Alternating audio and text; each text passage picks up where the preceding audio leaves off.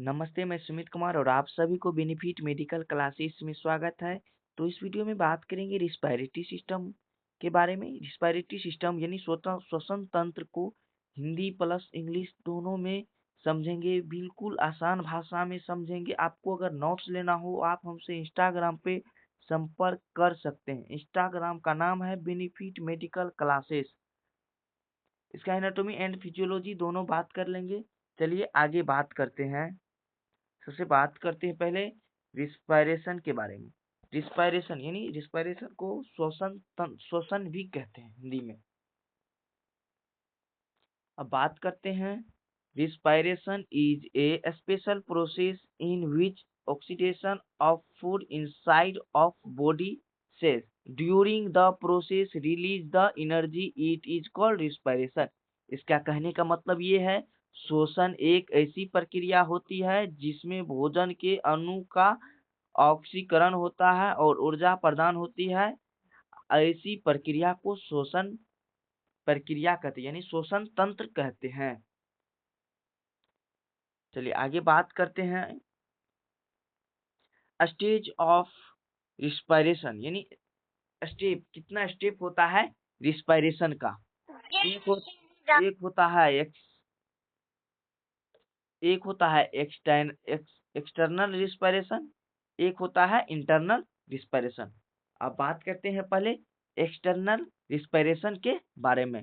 External respiration take place between lungs and atmosphere. It is called mechanical process and in this process energy in utilized. इसका कहने का मतलब ये है, बाह्य श्वसन तंत्र की वह प्रक्रिया फेफड़ों और बाहरी वातावरण के बीच में होती है। इस प्रक्रिया को मैकेनिकल प्रक्रिया भी कहा जाता है। इस प्रक्रिया के दौरान ऊर्जा खर्च होती है। अब बात करते हैं इंटरनल रिस्पायरेशन के बारे में। Internal respiration take place inside of cell mitochondria. It is also called chemical process. In this process energy synthesized.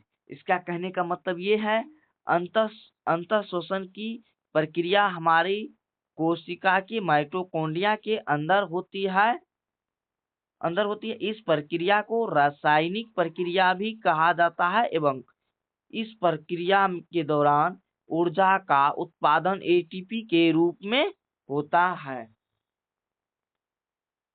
चलिए अब बात करते हैं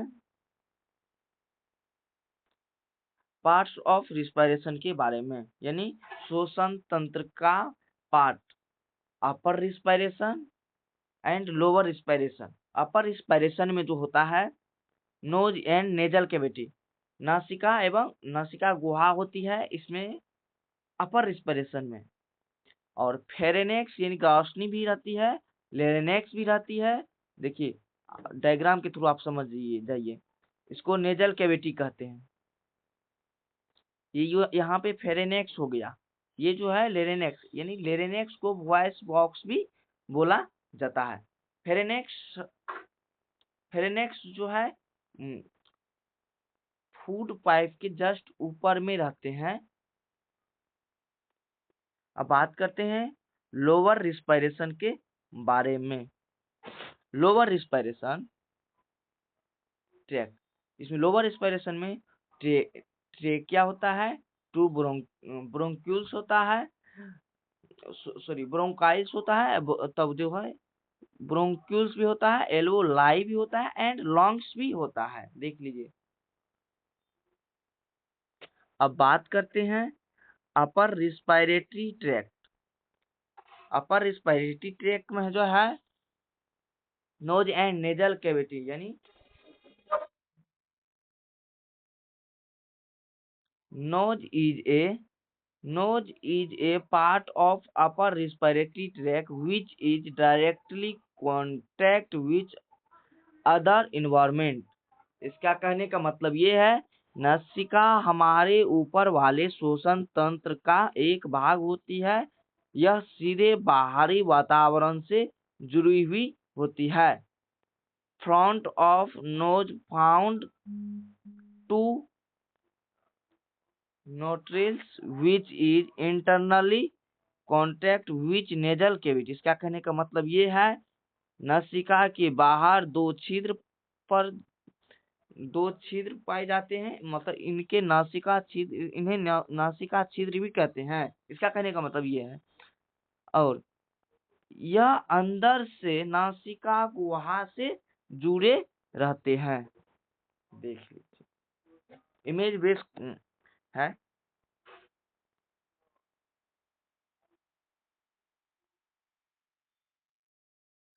अब बात करते हैं inside of nose found special type of cell which called goblet cell. This cell produce mucus. इसका कहने का मतलब ये है नासिका के अंदर ग्लोबुलेट कोशिका पाई जाती है। यह कोशिका म्यूकस बनाती है। Main function of the mucus is that it kill the harmful micro organism which enter by air. इसका कहने का मतलब ये है म्यूकस का मुख्य कार्य सूक्ष्म जीवाणुओं को नष्ट करने का होता है कि हवा के द्वारा हमारी नासिका में प्रवेश करती है। देख लीजिए। अब बात करते हैं फेरेनेक्स के बारे में। फेरेनेक्स is also part of upper respiratory tract. It take a oxygen from the nose and send to the larynx. आप इसका कहने का मतलब ये है यह ऊपर वाले श्वसन तंत्र का भाग होता है। यह नासिका से हवा को लेकर के स्वर यंत्र तक ले जाता है। It's normal length is 12 to 14 centimetre. इसका कहने का मतलब ये है इसकी लंबाई लगभग 12 से 14 सेंटीमीटर होती है।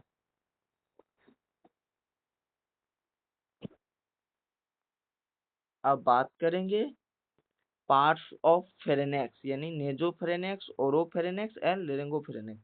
देखिए ये जो है नेजोफेरेनेक्स हुआ, ये वाला पार्ट नेजोफेरेनेक्स। ओरिंगो जो मुंह के पास होता है उसे कहते हैं ओरोफेरेनेक्स। और उसके बाद जो है हाइपोफेरेनेक्स है। हाइपोफेरेनेक्स या लेरिंगोफेरेनेक्स एक ही होता है। चलिए अब बात करते हैं लेरेनेक्स के बारे में।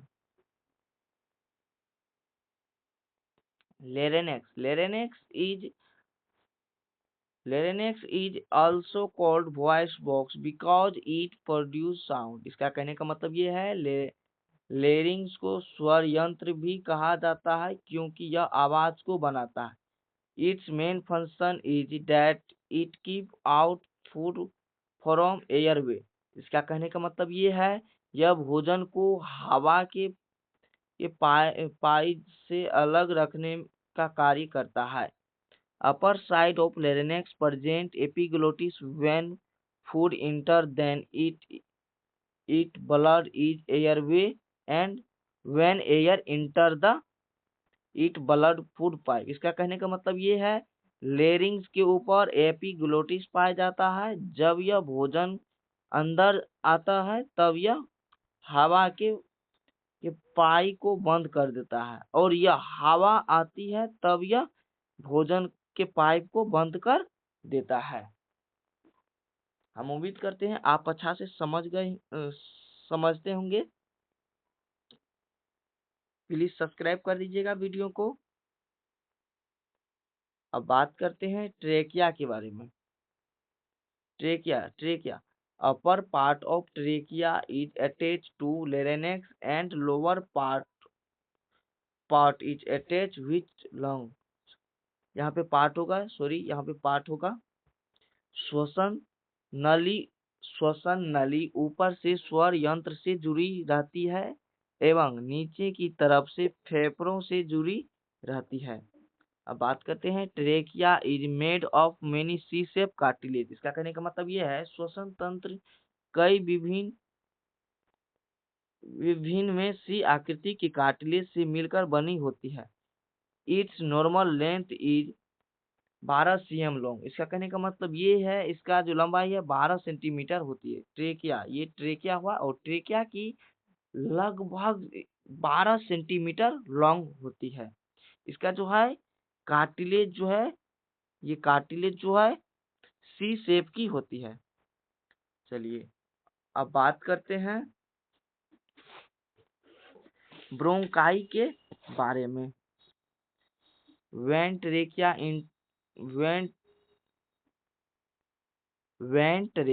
enter into lungs, then it divided a small branch which is called bronchi। इसका कहने का मतलब ये है, यह जब यह श्वसन नली फेफड़ों तक पहुंचती है यह तब यह छोटी शाखाओं में विभाजित हो जाती है और इन शाखाओं को ब्रोंकाई कहते हैं। अब बात करते हैं 3 bronchi present in right lungs. इसका कहने का मतलब ये है, दाईं तरफ के फेफड़ों में 3 ब्रोंकाई नलियां होती है। और अब बात करते हैं 3 bronchi present in left lungs. इसका कहने का मतलब ये है, बाएं तरफ से फेफड़ों में 2 ब्रोंकाई नलियां होती है। अब बात करते हैं एल्वोलाई के बारे में। Alveoli is a grapes like structure और actual each side gas exchange. इसका कहने का मतलब ये है, एल्वोलाई अंगूर के गुच्छे की तरह दिखाई देती है, यही पर गैसों का आदान प्रदान होता है। ये जो है देखिए यहाँ पे अंगूर की गुच्छे की तरह दिखाई देती है, यहीं पे जो है गैसों का आदान प्रदान, यानी हम जो सांस लेते हैं तो यहीं पे गैसों का आदान प्रदान होता है। अब बात करते हैं लंग्स के बारे में। Lungs is a important organ. Lungs is an important organ respiratory system which is found in part right lungs and left lungs। इसका कहने का मतलब ये है, फेफड़े हमारे श्वसन तंत्र का एक महत्वपूर्ण अंग होते हैं। यह जोड़ों में पाए जाते हैं, दायां फेफड़ा और बायां फेफड़ा। Lungs are found in cone shape and weight of right lungs in 6 से 25 gram and weight of left lungs in 575 ग्राम। इसका कहने का मतलब ये है, फेफड़े शंकु के आकार के होते हैं, दाएं का वजन 6 से 25 ग्राम होता है और बाएं फेफड़े की वजन 575 ग्राम होता है। यही हुआ फेफड़ा। Thank you for watching. अगर वीडियो आपको अच्छी लगी हो तो प्लीज सब्सक्राइब कर दीजिए एंड दोस्तों के पास शेयर जरूर कीजिए। आपको अगर नोट्स लेना हो, आप हमसे इंस्टाग्राम पे संपर्क करके आप हमसे नोट्स ले सकते हैं। प्लीज एक सब्सक्राइब जरूर कर दीजिए, बहुत मेहनत से वीडियो बनाते हैं। Thank you.